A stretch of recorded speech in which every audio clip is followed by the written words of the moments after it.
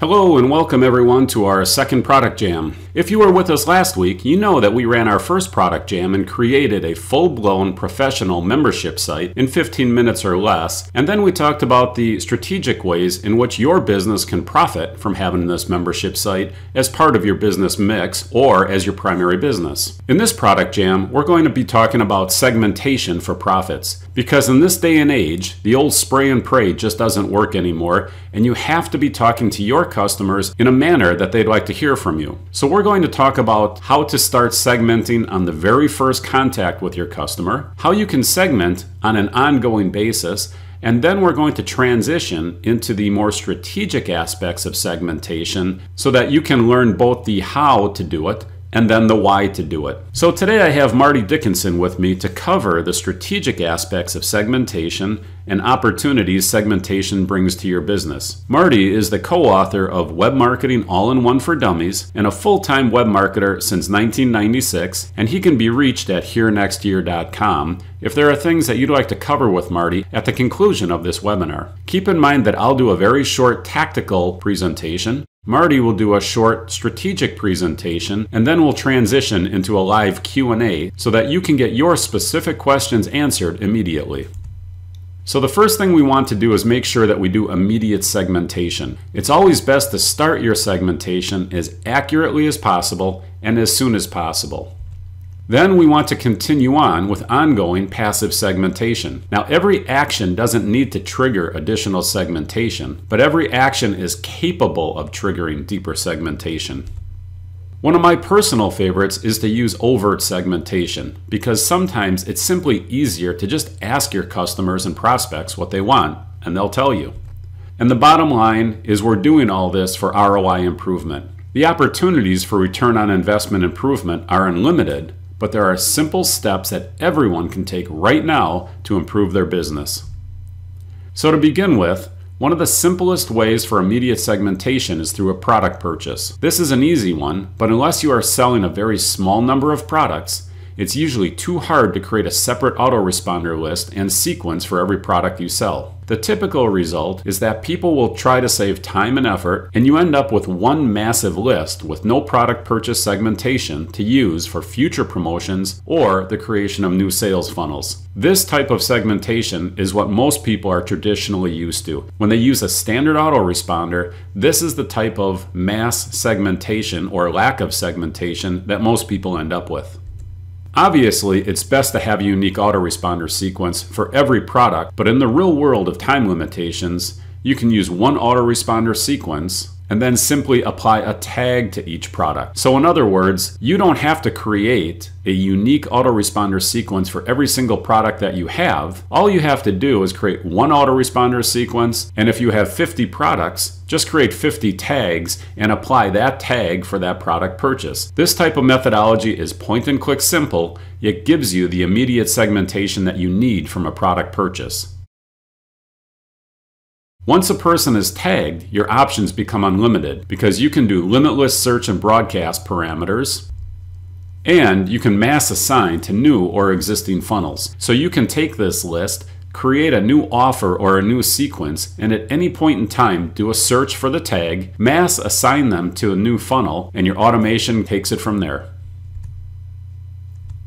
Associating a product to a tag is literally point and click simple. All you have to do is go to the CRM autoresponder selection and click the tag that you want associated with this product. Now, when a person buys Forex for Beginners, it will automatically be tagged as having red hair.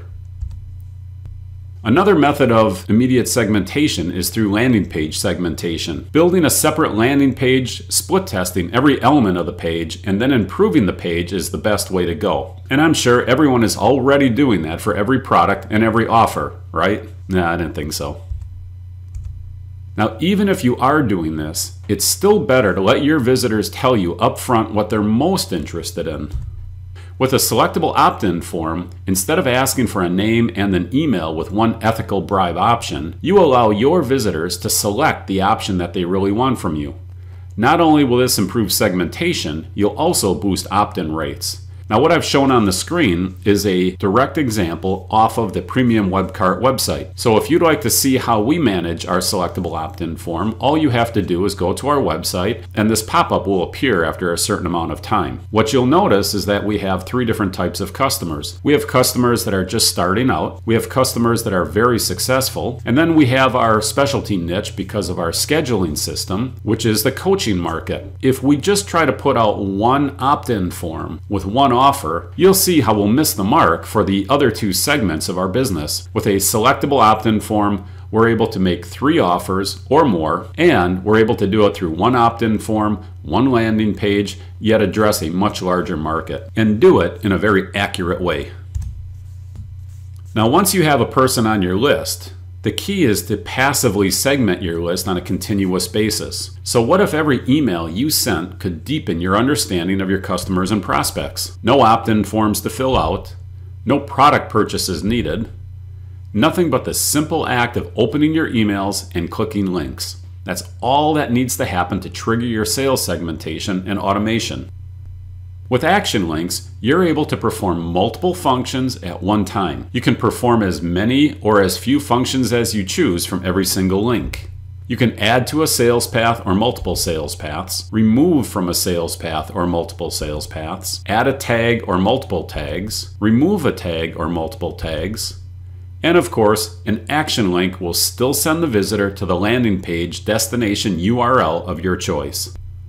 Every single one of these functions is triggered by one click. And let me give you one very simple example of how you can use this type of action link segmentation to figure out how you should address your customer base. For example, if you're a coach, you're going to have different level clients. You're going to have some clients that are high end and they want a very high degree of hand-holding, a high degree of service, a high degree of support, and they're willing to pay for it. And then on the other hand, you're going to have some coaches that are just starting out. They don't have an established business. They may not have the bankroll to afford your high-end system, and they probably aren't going to be receptive to a high dollar, high-end product pitch. So you can put out an email with 2 action links. With one offer, you tell them that you have this high-end product and it's going to cost a lot of money, but they're going to receive a lot of hand-holding and a lot of you do it for them type of service. On the other hand, you can say, but maybe this is a little bit out of your league, so click here for more information on my $47 ebook that tells you all the secrets and all the techniques that I'm going to use in my high-end program, but I'm not going to do them for you. I'll tell you the secrets for a low price. I'll actually do the secrets at the higher price. Let me know what you're most interested in. Now, based on what link they click, you're automatically going to be segmenting your customers into a high-end group and a low-end group. The people in your high-end group are probably going to get a lot more personalized sales attention. It's very likely you'll call them. You may send them snail mail. You may do a lot more things than just email. On the other hand, if you're selling a $47 book, it's very unlikely you're going to take the time to call these people to try to close the sale. In that case, you're going to continue on with a more basic sales process of just emailing and sending product information and more emailing, etc. But again, it's unlikely you're actually going to pick up the phone and call them. You just don't have enough time in the day. And that's really what segmentation will do for you. It shows you who to call and who to spend more money and effort on closing the sale and who to put off onto a more automated sales sequence. Now this happens to be one of my favorite because I like to just ask people what they want. And with our action survey system, you can send the survey and let people tell you exactly what they want based on how they answer. Action surveys will segment your list in multiple ways. One way is through the cumulative result of the survey. In other words, the combined result of how they answered multiple questions, not just one question. But sometimes you want the segmentation based upon how they answer a very specific question or questions. And then other times you might want to combine the cumulative total and how they answered specific questions so that you in essence create a segmentation and a subset segmentation all from the same survey.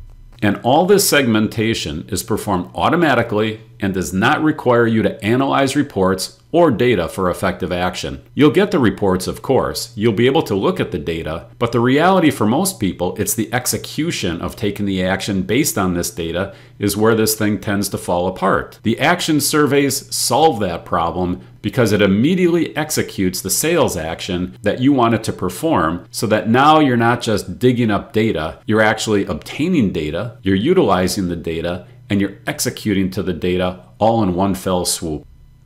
With the action surveys, there's pre-designed templates, there's multiple question types, there's a Q&A library that makes the setup really fast, and you get to reuse the questions in multiple surveys. This is a big time saver because your business doesn't change day to day, week to week, and it's very likely that the same questions will need to be asked over and over, but maybe in different surveys. And when we talk about a return on investment improvement, this is an infinite topic since segmentation can improve your ROI in so many ways. But I want to demonstrate a surefire, simple trick that every one of you can use right now to improve your ROI. All you have to do is use an action link in all of your emails, and as one of the functions of the action link, always trigger a tag or a sales path called active. Remember, an action link does many things all at the same time. So even if you're using the action link for this function, it can still do 2, 3, 4, 5 other functions at the same time, all from one click. Now, after you send emails for 3 to 5 months, delete all the people not on your active list. You have your own comfort level. Maybe it's 3 months, maybe it's 5 months, maybe it's 12 months. But the bottom line is, when you have a bunch of people that aren't on your active list, that means they're not reading your emails, they're not clicking on your links, they have no interest in what you're offering to them, and at that point, they're not valuable. What they are at that point is nothing but a cost. So the key to keeping your ROI high is to keep your costs low, because you can work either end of the spectrum, either improve your sales or reduce your cost. Either one of those is going to improve your ROI. This is a very simple technique. With a smart CRM autoresponder system, you can do this quite easily, automatically, and it's just the opposite of what happens with other systems like Aweber, for example, that charge you double every time you segment your list. In other words, if you have 1,000 people on your list and you decide to segment them into 3 more lists, now all of a sudden you have 3,000 people because you have 1,000 people on 3 lists. Aweber considers that 3,000. For us, it's really never more than 1,000, because all you're doing is tagging and applying into different sales paths. But in reality, we're going to help you get that number down to 800 or 750 or 500, whatever that appropriate number should be. And I know this is just the opposite of what everyone preaches. Everyone talks about getting the biggest list possible, but that's not accurate. You don't want the biggest list possible. What you want is the most responsive list possible at the appropriate size. Save money, higher conversions, all the way around. You're better off using a smart CRM system, using the type of segmenting that I'm talking about, and it's all automated. It all happens without your intervention. It happens at the front end, it happens on an ongoing basis, and it does nothing but improve your business.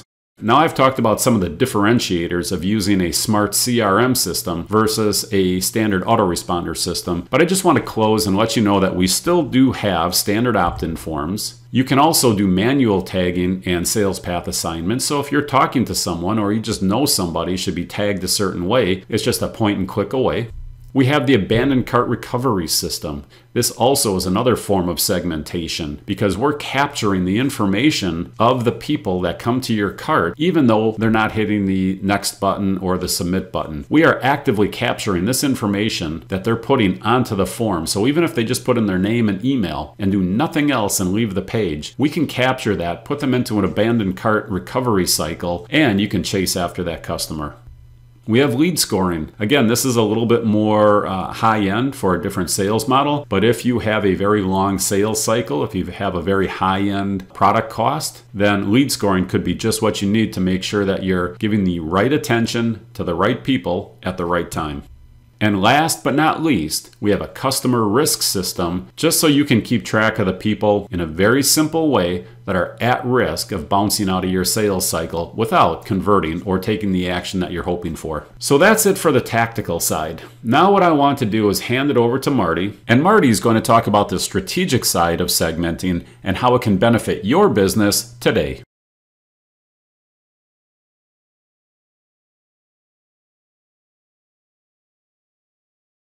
my membership website and services and things like that, but it's really all about the white paper. White papers have been popular for a long time, but now you have to give something away that is alarming. I mean, 101 ways to get traffic to a website. This is a 34-page document that I update every month, and it's sorted by cost, by how easy it is to implement each task, by return on investment, and also by speed of implementation. So you can essentially make your 2-year web traffic building plan just from this document alone. I use it with all my clients. So that's the level of the type of information you have to be willing to give away to project that amount of quality that you're gonna be supplying. The other one I wanted to show you too, and these are all great uses for Premium Web Card, and that's one thing I love about the system, is that it's so versatile that you can try so many different things with it. It's awesome. This one's completely different. This one, I do coaching for people who are trying to start a web design business or development business, things like that. And Premium Web Card is an awesome system for those kind of people. So I use the system to show them how Premium Web Card is such a great system to use. So I have this a 30-day sequential autoresponder that goes out. So they sign up for this, and it's a free email, and about every day, every other day for a full month, they get these emails that go out. So all 3 of these are segmentable lists, but by going after a different approach. My point is that you have to have something so huge in value these days to get people to opt in the first place. So you can even play around with the segmentation, and that's, sometimes you have to experiment with that. The way to do it is really to figure out what's the widest net that you can cast. I mean, I found out I had on my Your Next Year website, I had 10 different white papers that I was testing, and I found out it's kind of funny that it seemed like nobody even cared about getting sales and things like that. They just want traffic. I don't know if they just wanted to brag to friends that they had 1,000 visitors every day or what, but everybody wanted traffic. They didn't care about the selling part as much. That's why I came out with that white paper.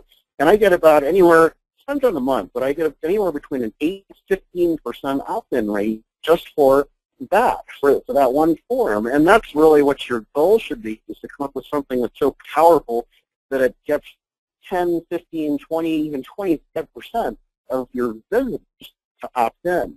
And I think this is a neglected part these days, because people are they're just not paying attention to this as much as they used to. They want to get them over to Facebook or to join their Twitter account, things like that. But all those, it should be really happening in reverse. Get people from Facebook and Twitter and Instagram and all those to come to your website to opt in. And that's when you can start playing around with segmenting.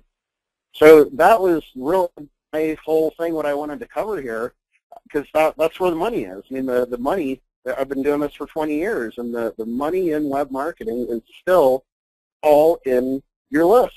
And that's what we're trying to do here, is not just build a list, but with Premium Web Card, I just haven't seen any other system where you can do so much with contact information once it's actually in the system. So it's a very exciting program to play around with and to test and get in there and really learn the system. We do have some questions that are starting to come in, and this is always one of my favorite parts of the whole webinar, is just a Q&A session. So the first one that is actually a little bit more tactical, I think I'll just tackle it. And what they're asking is, what's the difference between the segmentation that we're talking about and using something like Aweber? And that's a real good question, because Aweber is it's a popular system, it's a good system, but the problem with systems like Aweber, there's multiple problems really, and so let me just cover a couple of them. Well, first of all, what they do with the Aweber system is they run the system as though it's multiple different entities. So every time you have a list, it's treated as a separate item. At the beginning at the end, I talked about a technique of how to improve your ROI, which is to reduce your list size. Well, what Aweber does is they actually help you increase your list size, because every time you add a person into multiple lists, They consider that multiple people. So if you have, let's say, 1,000 people, and then you decided that you want to subset that into 5 different lists and then copy them all over, you would instantly have a list of 5,000 people. And that goes against improving your ROI. Now, the second thing that happens with a standard autoresponder system, and this is pretty much true for all of them, it's not just Aweber, is that they have no real segmentation. They don't have the tagging, they don't have the sales path automation, they don't have the action surveys, the action links, etc. And the only way for you to trigger automation with those systems is to have someone re-opt in. But people don't like to do that. People, they have already opted in. Now you're going to send them an email and say, opt into this or opt into that. They just don't want to, right? If you say, click this link, that's one thing. But if you say, click this link, go to this opt-in form, give me your name, give me your email, and I'll send you this stuff, it all of a sudden becomes too much of a burden. So what you have to have with any good segmentation system is ease of use. It can't be something that's obtrusive. It has to be, click this, get that. And that is probably the biggest downside to using a, let's call it, a standard autoresponder system versus a smart CRM-based autoresponder system, is the ease in segmentation. It's the versatility of what you can do after you get the segmentation. It's the expanded automation. And those are the things that you really need to have in today's market in order to be effectively marketing your product and service. Well, Gary, there's another one, too, that I'm just kind of thinking of neglected items out there that people really should be looking at these days, because every visitor is gold. I mean, you get a visitor to your website, you want them to take action with you somehow, but it's also kind of ironic that about 70 to 80% of people who actually get into the buying process leave for some reason. It's called abandoned cart. They abandon the cart process, and once they leave, they're gone. They might have to they have to let the dog out or something, or they have to go pick up a kid from school, say, I'm just going to come back and buy this later. And Premium Web Cart has this extensive feature inside it for abandoned cart marketing. And, I mean, statistics show, I'm trying to think who it was, but I remember seeing a presentation, it was like 5 years ago, but the numbers, I'm sure, are still correct, that if you market to someone who has abandoned the sales process, like you call them on the phone or you send them an email or some kind of interaction with them, almost always that person will buy whatever it was that they were looking at. I mean, maybe there's a glitch in the system. I mean, it happens sometimes with any kind of system out there. Maybe their internet went crazy for a minute, but if you follow up with that, then they're open to buying. So, Gary, why don't you explain a little bit about how the system works with the abandoned cart marketing feature and how that can be implemented along with the segmentation of a list? Okay, sure. The abandoned cart recovery system I really like because, as he said, things happen. It doesn't even have to be a glitch in the system. It can just be as simple as somebody interrupting while you're trying to order something.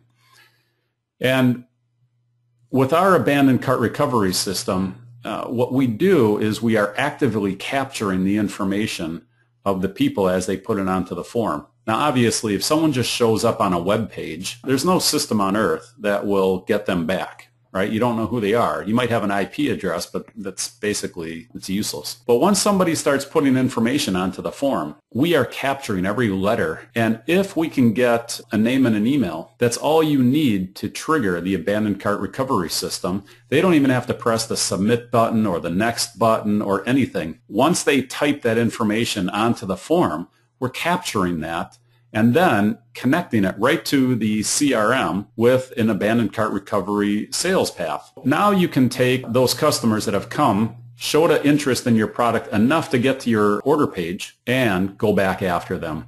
And one of the biggest things that I always like to remind people of is that people don't remember us. We have a tendency to be a little egocentric and think that people do remember us.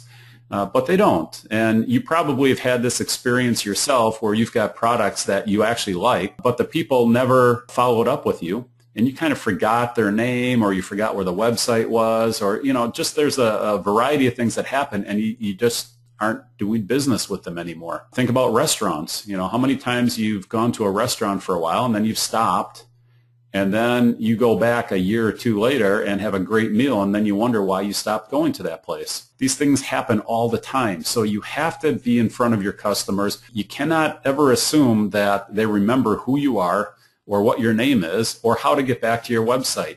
You have to have their information. You have to be sending them things. You have to be staying in front of them, whether it's being done virtually, through email, through SMS, or you're actually triggering, again, sales calls to these people because you've got a high-end, high-dollar value product. And the real key to that, Gary, too, is that a couple of things. Number one, realize that people want to hear from you. When you're building this list and you're trying to market to people, people really want to hear from you.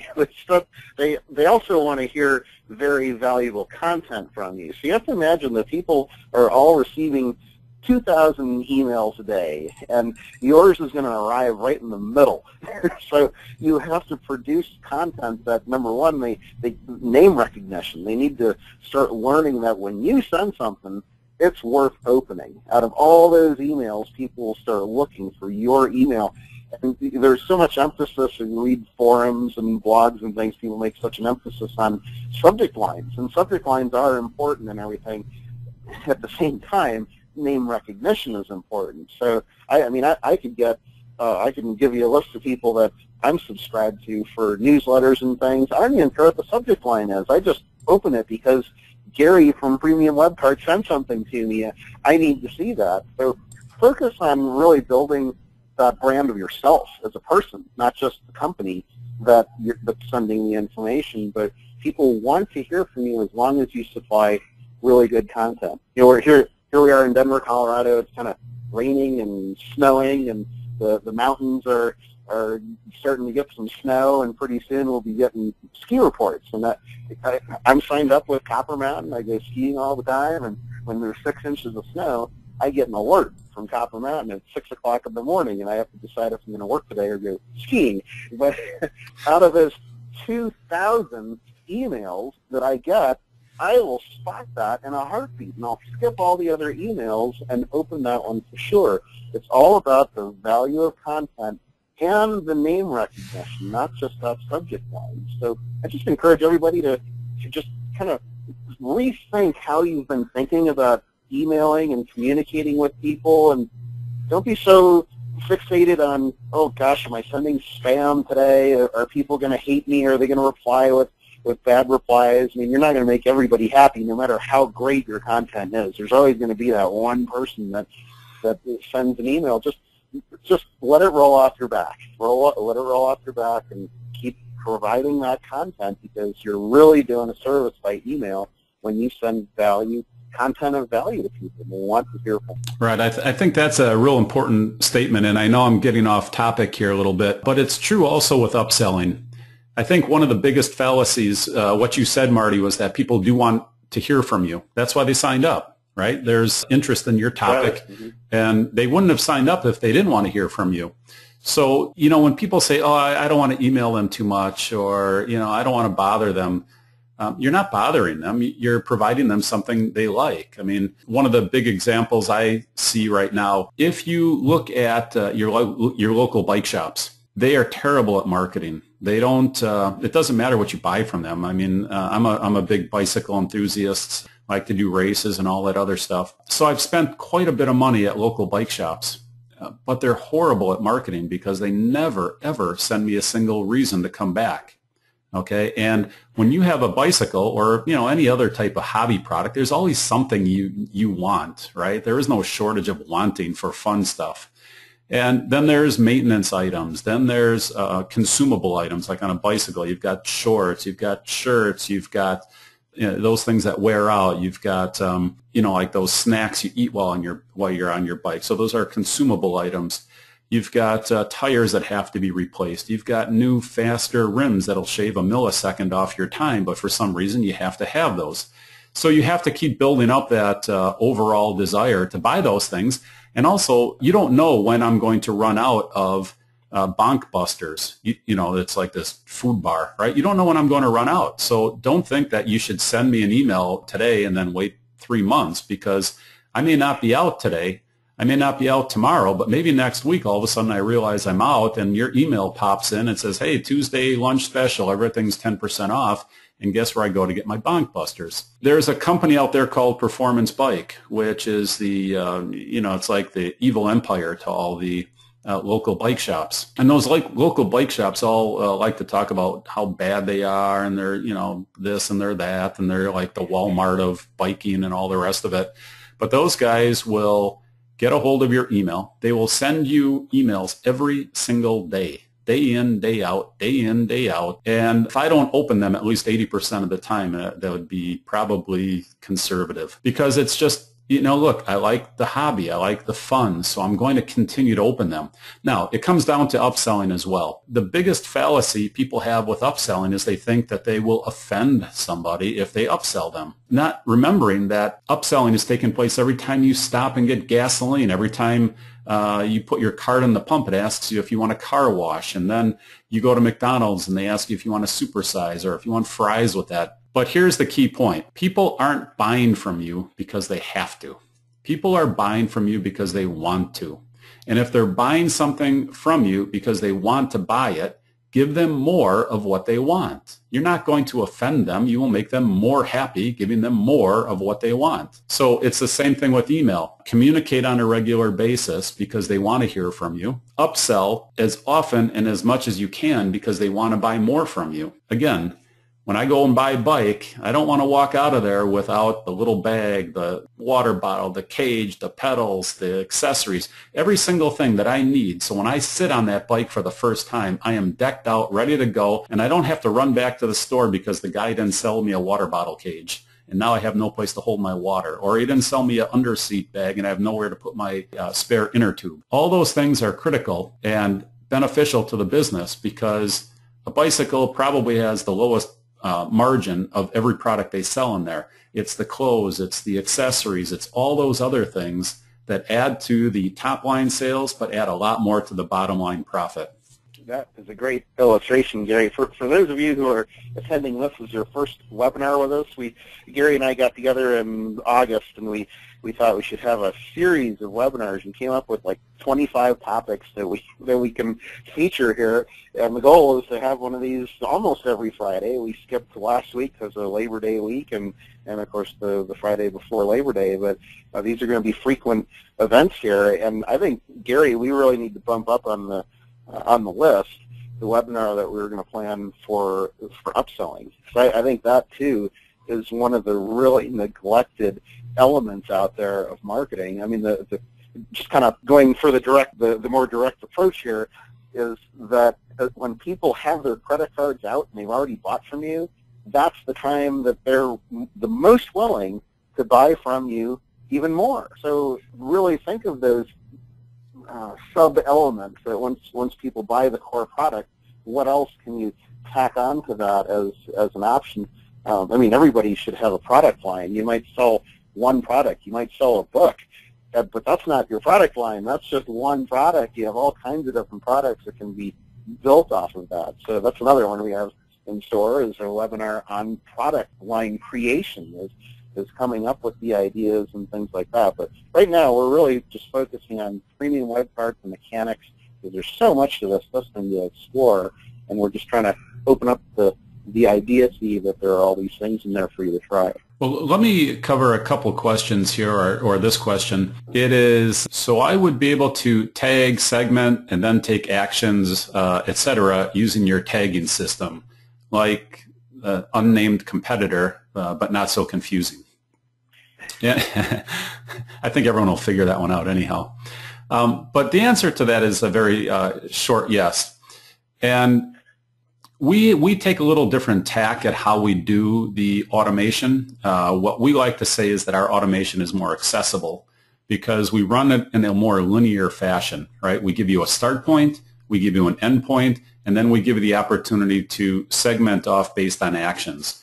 You know, obviously, anytime someone is in a sales path and they click a action link or take an action survey, you can remove them from one sales path, put them on another sales path, or just put them on 2 sales paths, right? Or tag them, or, whatever the automation might be. But when you look at what the hairball becomes when you're using the competitor's version, and then you look at the linearity of our system, people can see it right away. They just see the image, because we've done, screen shares with customers, and we get a lot of conversions coming over from that company.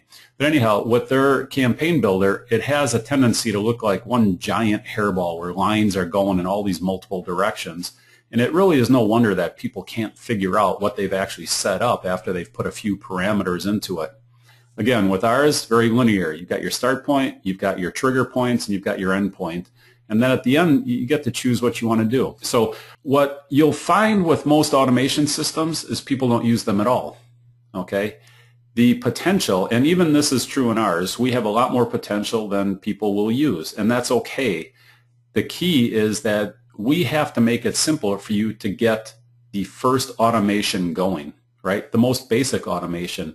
And for most people, in most businesses, if you can just do the most basic automation that we provide for you, you will still be light years ahead of what you're doing with other companies that you can't even get off the ground with, or maybe you're not doing any automation at all. So at the end of the day, the systems conceptually will do the same thing. I think that our system is much more accessible as far as the automation is concerned.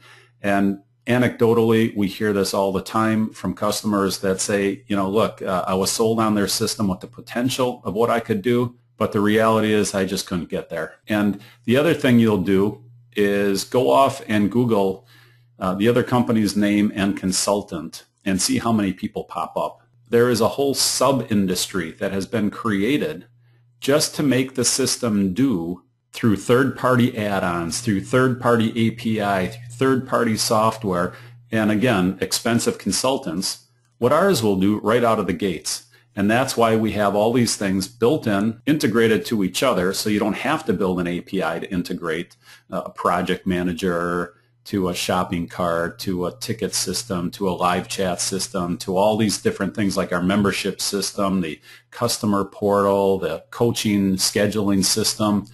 All those things are built in. There are no APIs that you have to connect. It's just click a button and there you are. And that thereby relieves you from having to pay programmers too. I mean, you start getting into all that API stuff and connecting with your website and going back and forth and having a mishmash of products to do what you can do in one place. It's pretty revolutionary, but at the same time, the timing is so great for something like this. So I'm just, I'm just trying to inspire people to look more deeply into the system to see what the possibilities are, and we're trying to do that by example. So we're just kind of giving you some options here. Okay, so we have another question. I'm going to tackle this one because it's about deliverability. And it's an open question. It just says, how's the email deliverability? Well, I say it's an open question because they're not saying how is it compared to X or how is it compared to Y. Mm-hmm. And I just want to talk about a couple topics on deliverability because it is important. Obviously, if you're not getting email delivered, then what good is sending it, right? There is a little bit of a, let's call it puffery war that's taking place because one of the guys that I previously was talking about has put out a ridiculous statistic that they have X deliverability. I think it's like 99.6 or something to the inbox, okay? That is the biggest load of crap ever, okay? I would like to say that we have that too, but the way they measure it, if you actually read the way they measure it, there's no possible way they're giving you a statistic that is giving you to the inbox deliverability. What they're saying really is that this amount of mail is leaving our server and going somewhere and not bouncing back. That's not the same. So just as a blanket statement, what we do is we will do benchmarking. You probably might even be on some of our multiple lists because we've had people say, hey, if your system's so good, how come I get email from you on your system and then I get it from this other system? Well, what we do is we actually go off and do benchmarking, and we will take the same email, same body content, same subject line, same time of the day, same everything, and send them. And then we measure the results, and we say, well, look, are we getting a better open rate or a worse open rate, better deliverability, worse deliverability, compare it to this guy versus us. And that's how we actually do our testing. We don't want to just go off and put out a number. What we want to do is make sure that we are at least as good and preferably better in deliverability than our competitors. And I can tell you that we've been able to accomplish that. Now, whatever numbers you want to put out there, I really don't want to go down that path, because we either have to put out a number that's a complete lie and look comparable or better, or we have to put out a number that is what I consider to be more truthful, and then we don't look good, okay? Because the bottom line is your emails are not all getting delivered. I don't care what system you use. If you go off and do a little Googling, there's a real reputable company that a lot of us are all using called SendReach, and they are helping with white labeling and, white listing, etc. Anyhow, they put out a really good study over time, and they basically found that up to 20% of all email from any source at any given time is not getting delivered. That's just it. 20%, huh? Right. It's just going, and it doesn't get bounced back, because if they bounced back all the email, what would happen is that the spammers would have a measure that they could go effectively use and say, okay, look, we sent out this email, it bounced back. We sent out this email, it bounced back. We sent out this email, it didn't bounce back. Okay, great. That's what we have to send. So they will actually just take them, deliver them straight to the trash. It won't get to the consumer's laptop for their spam filter to even hit it. Okay. So is any email perfect? No. Is any communication method perfect? No. But is it really a great way to run a business, and is it profitable for you? Yes.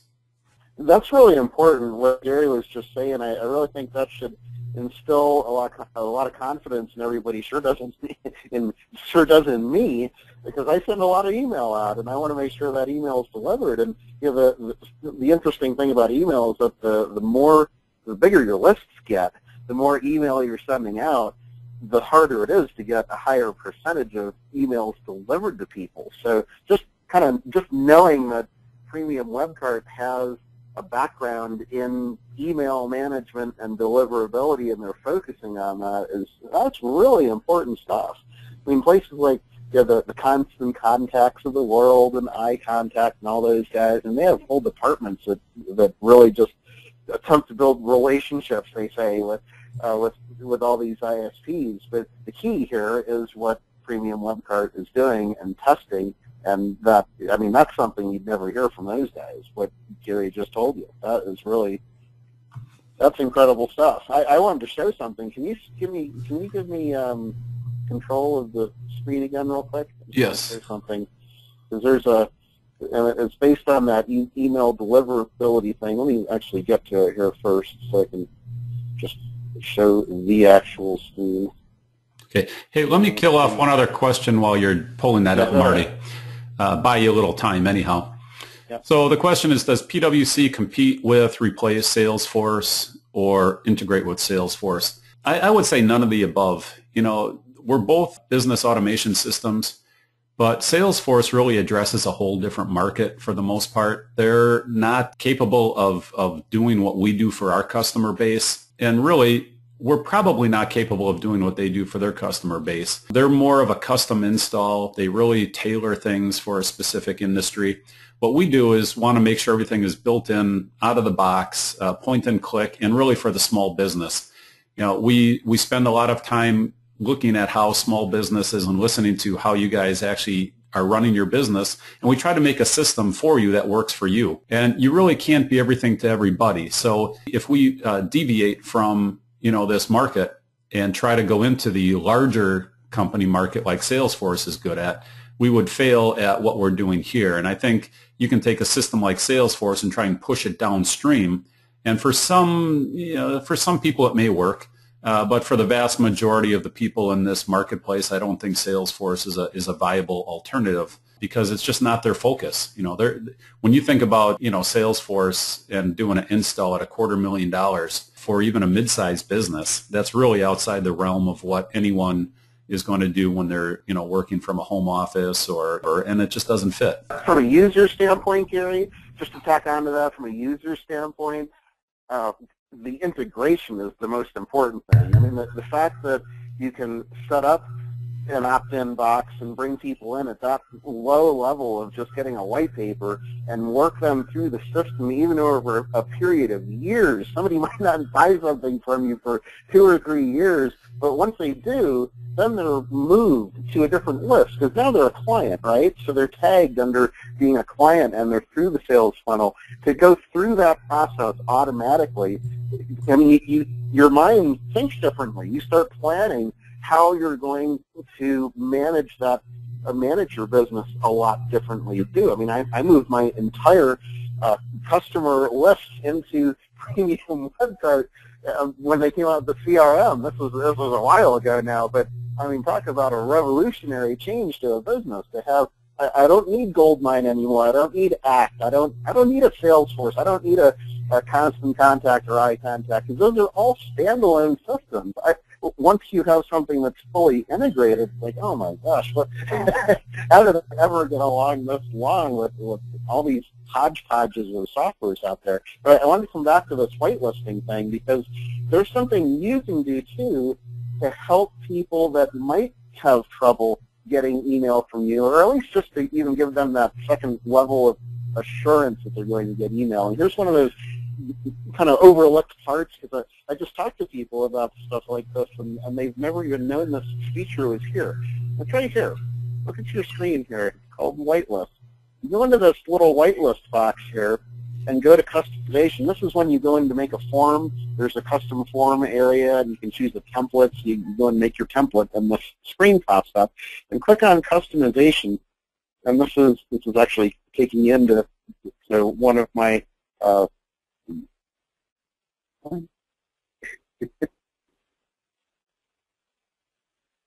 my browser is acting kind of weird here.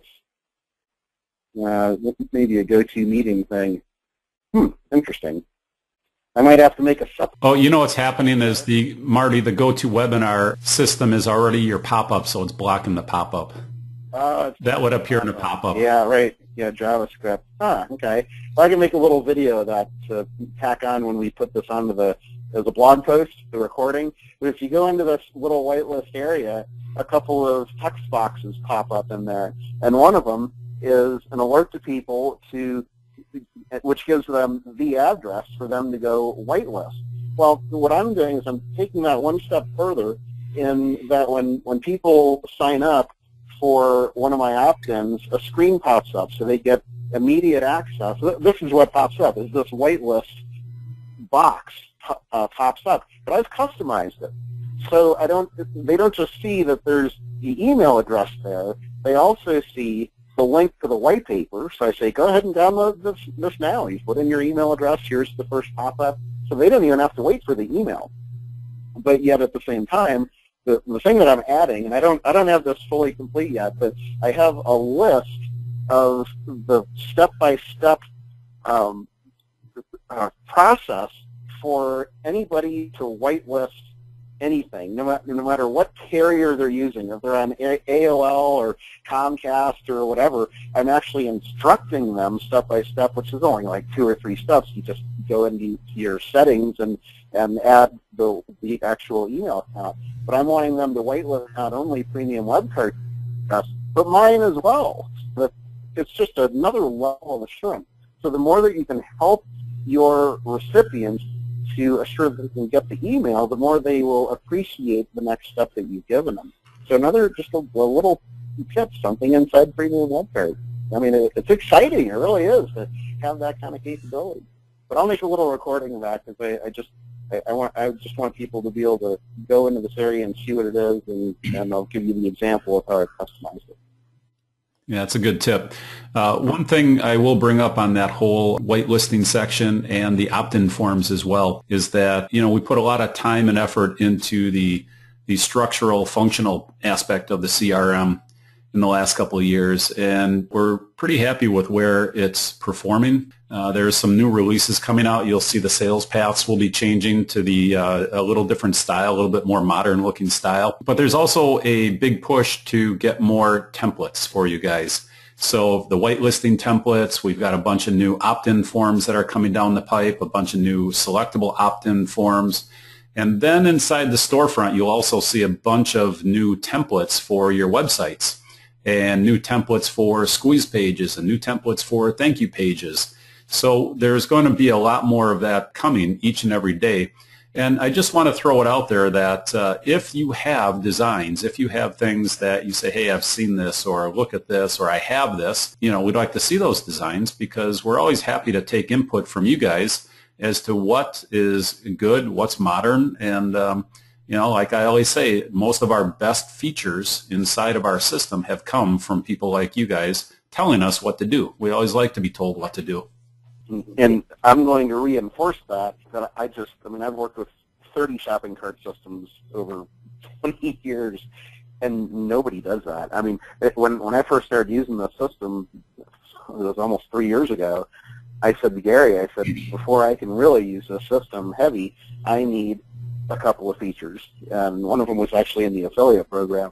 They had it in there. I mean, in 3 days, the change was in there. I'm not saying that always happens, but I just about fell off my chair when he sent me an email and he said, go log in and look at this new feature we added. So when Gary says that, that's real. That's real stuff. You should really submit if you've used another system and there's just that one feature that you really liked about that system, and everything would just come into place if you could just have that one feature. Send it in to Gary and let him know, because they have the capability to make changes to this system and make it ours. And one of my coaching clients yesterday, he's in Australia, and I say, together we can come up with ideas for Premium WebCart to add to the system to make it ours, so that we can use it better. And we are the users, right? So they make the product for us, which is just incredible that they're open to doing that. So, yeah, that's just a great suggestion, Gary. Hey, we are coming up on the 1 hour mark, and again, we always like to value your time and be crisp and concise with these webinars. So we've got about 3 minutes left, and there is a question that popped up that I was kind of wondering how long this would take since our last webinar, because if you notice inside the presentation, we're using a little different logo than Premium WebCart, and you see the CloudNet 360. So the question has finally popped in, what the heck is CloudNet 360? Well, Premium WebCart has been around for a long, long time. And when we started out as a company, we were a web cart company, because that's what you needed back then. We were a web cart and a ticket system and an affiliate system and a membership system. That was really the roots of it. And you see the progression on our About Us page, where there's kind of like a timeline there, right? Well, inside of 2014, the system has progressed again, with the scheduling system and, this whole market into more segmentation, more scheduling, more appointment-based, very coach-centric. What's happening is that the name Premium WebCart isn't really fitting our business anymore. It's Premium WebCart Evolved. And Premium WebCart is now really evolved into a system that has a really awesome web cart, but it's not really the whole thing anymore. So now we say, look, Premium WebCart is more than a web cart. It's a complete marketing system, etc. So we have to unsell what the system really is today versus the name of what we've called it for so many years. So to better address the market and where we are as a company, we've added the name CloudNet 360, and we're using that name and that brand now to more heavily promote the other parts of our business, which is the CRM, the project manager, the membership system, the scheduling system, the website builder, so that people understand that, look, Premium WebCart is not a shopping cart anymore. CloudNet 360 is a complete system that runs your entire business, 360 degrees of your business, and it does it for all these different areas of your business. Shopping cart being one part of it. So when you see Premium WebCart and you see CloudNet 360, just know that they're the same business, it's the same product, but it's really a way to rebrand it in the evolutionary cycle of which we've gone. Yep, and I'll just tack on to that, but one of those other neglected things is that people don't know you can have your website in the system too now. So one of the websites I kind of messed around with a long time ago is my coaching website, webservicescoach.com, and I moved that into Premium Web Card. And on purpose, I didn't use any designers or anything. I just chose one of the templates that they had, which are coming out with more the past couple of weeks. These guys have been working crazy on updating their templates and coming out with new, really premium-looking templates, modern, mobile-ready, all that stuff. So something to think about is, I have almost 100 WordPress websites out there, and this is the way to go. I mean, they don't use WordPress in the system. I am so happy for that because I don't have to worry about updating plugins and version numbers. WordPress just came out with version 4, and now I have to upgrade all my WordPress websites. I don't have to worry about that. It's all in the system, and there's a blog in there. And I got mine on Google search in like 4 hours after I published the thing. It was awesome. I mean, everything is built in to this system, including the website. So I hope you're really listening to that. I mean, I don't need a designer. I don't need a programmer to help me support a core website with a blog in there. I mean, it's got all the features, and it's all integrated with the autoresponders and the products, and everything is in there. So it's like a huge present to every business owner out there that they just had this feature in there, and it's been there all along. You could have done this years ago, but things like this have to be introduced to people just feature at a time. So that's the purpose that we're having these webinars for. Well, I don't know if you guys can pick up that noise coming from our office, but the landscaping crew is right outside our office window, which is probably telling us it's time to end this. So yeah. Yep. I want to thank everybody for showing up. I really appreciate the questions that you guys bring forward. To me, the webinar wouldn't bring much value if it weren't for you guys asking those questions. That, to me, is where the real value comes in. We like to give you the functional side, some of our insight, but then to be able to have this time with you is very valuable to us, and I hope to you. So again, thank you, everyone, and have a great weekend. See you next time. Bye now.